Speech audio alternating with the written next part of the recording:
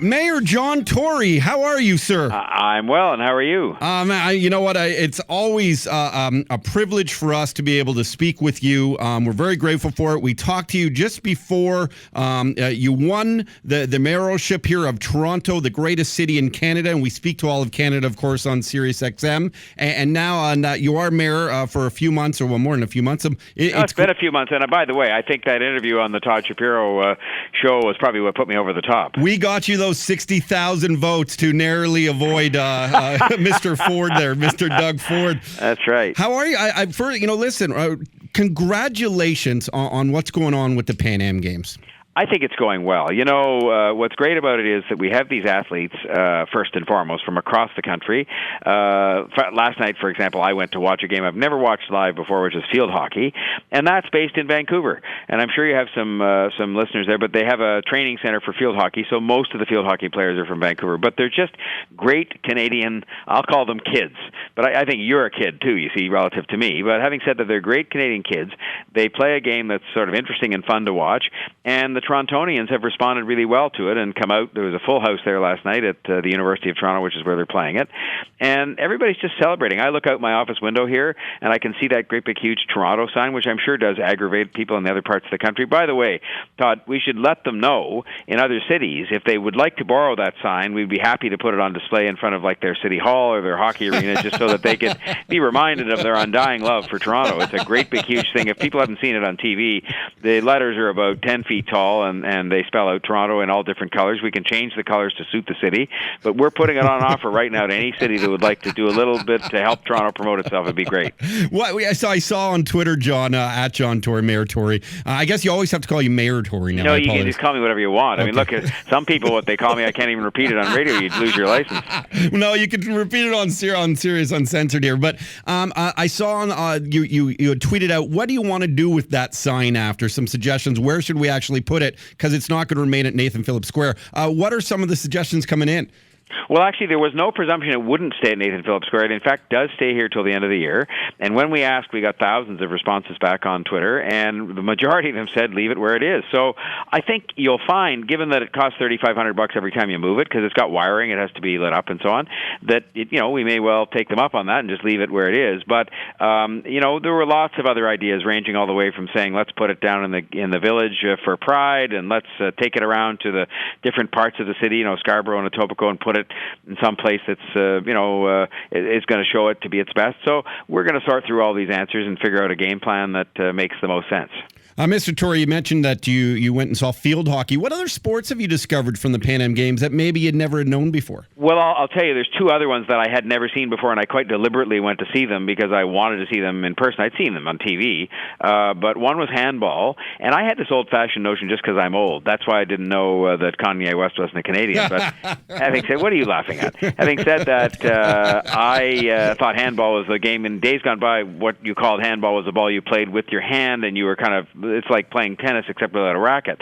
And now handball is a game that's sort of like a combination between sort of basketball and hockey for people that haven't seen it. But it's a very fast-moving, fairly rough game. It's like lacrosse, too. And so I went to see that. And then I also went to see, on the very first day, a couple of weeks ago, I went to see BMX, which, it's crazy. I mean, there was a terrible crash involving the woman world champion from Colombia, and it took her 4 or 5 minutes to get up off the track. I mean, it's a sort of a rough and tumble, but very exciting to watch because the races happen very quickly. So I've been to see those three sports I'd never seen in person before: field hockey, BMX, and handball. And then I've been to see a whole bunch of other stuff that I have seen before: beach volleyball, squash, gymnastics, swimming. I've been to see a whole bunch of stuff. I've tried to go to one thing every day. I have a job to do here. You'd be criticizing me for slacking off if I was watching sports all day. So I've tried to go for kind of an hour a day and see something and just show support for our athletes, and then do one non-sports Pan Am. Like I went to Canada House the other night to see all of our young men and women get up and sort of celebrate their medals. And the day before that, I went to the Athletes Village to thank volunteers. And so I've been trying to do sort of two things like that every day. John Tory joins us, the Mayor of Toronto, here on Canada Laughs Ch.168, the Todd Shapiro Show. John, it was really neat. I saw you as well. You tweeted out about those volunteers and how it takes a lot of people to make these Pan Am Games run so successfully. And you know, we were kind of having some fun with it at the beginning, but slowly as this crept up upon us and now to watch the success of it, it's really hard not to be behind it. What do you say to those volunteers when you go up and see them? I just say thank you. And by the way, there's maybe a misapprehension that all those volunteers are from Toronto. They're from right across Canada, and they're from other countries in the world. I guess there was a website up, and you could phone or go online and sign up. And people did. So I've met people from sort of England and Italy, but also from right across Canada. And they've had a great time, and they've been so good. Like they're basically young, and there's a fair number of teachers and things like that as well, though, who are off for the summer. But they've been great ambassadors for the games and very helpful to people. The tourists all tell me, you know, they're so good at telling them, you know, how to get where they're going and all this kind of thing. And so it's just been great. It really has made these games work well, these volunteers, and there are tens of thousands of them. And people say that we have, and you know, your listeners in Vancouver and Montreal and Calgary would know, but they say the volunteers have operated at an Olympic-style level. In other words, really well organized and super helpful. And, you know, that's what we wanted to do, is put on a really good show here that was something we could be as proud of as we were of Vancouver, Calgary, and Montreal. You keep mentioning things that I want to ask questions for, whether it was Kanye, how you were self-deprecating, and now I think I got to lead into the Olympics. You mentioned Olympics, the Olympic style. I know you met with Kathleen Wynne today, and apparently the discussion of Olympics coming to Toronto one day hasn't gone away. It's still there. How can you update us here? Will Toronto ever get an Olympic Games? Well, I can't answer that question because you have to bid in order to get it, obviously, and we haven't made any decision. We're not even really thinking about bidding until these games are successfully concluded, and then the Parapan Games come next in a week or so, and then we'll analyze it. I mean, you don't just make these decisions based on emotion,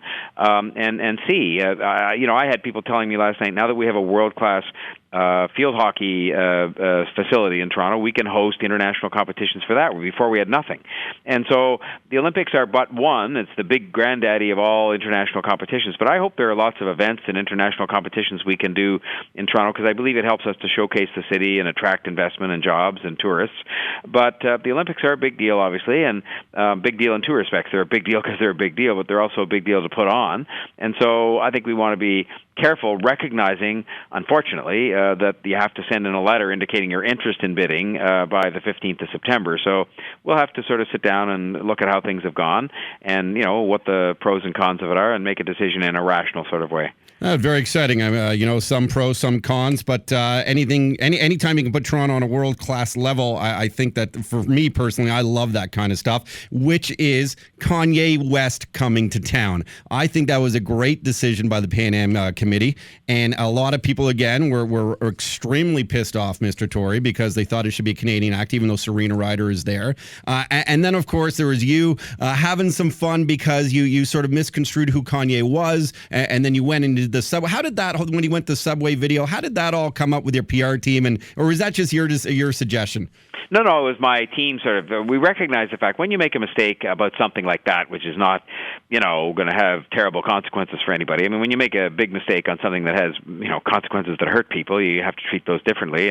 But this one was kind of a fun, goofy mistake I made, probably because I'm a 61-year-old grandfather, and maybe because I was trying to sort of, blow past you guys the fact that this really was a Canadian act, so there'd be no controversy. But having said all that, I made a mistake, and so we decided the best thing to do is to poke a little fun at yourself, and so they just suggested doing this video. And I ride the subway to work every morning, and we got on the same train I got on every morning. The funniest part of the whole video was the part you didn't see, although if you look at the video, there's all these people on the subway that are the same people see me get on every morning, because we all take the same train at the same time at about 20 after 6 in the morning, and they see me get on normally dressed in a suit, as you'd expect. Well, this day I get on wearing the baseball cap, the sunglasses, and the earbuds, and I'm kind of, bopping to the music, and they're kind of going, is this man lost his mind?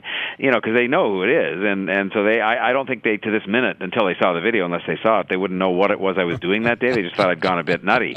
But you know what? It was good. Like hundreds of thousands of people saw it based on the measurements from Twitter and Facebook and so on. And, it's just a good thing in terms of having a little fun at my own expense and saying, hey, celebrating the fact that we've got this great closing ceremony coming up this weekend. John Tory, I couldn't agree more. And being a politician, accountability is probably the most important thing. When your constituents or voters or non-voters see that, I think they have a lot more respect for you. So I appreciate what you did there, and it is classic. And you know, the rational-minded people will always say that, you know, if our mayor knows everything there is to know about pop culture, we're probably in trouble. We'd rather him run the city. Yes, I had a friend who used to say that you should never buy stock in a company, the CEO of which is a really, really good golfer, you know, because that means he's probably not doing his job. So in my case, if I knew everything. Now, had the question at the press conference been, who is Kanye West married to, I'd have got a 10 out of 10.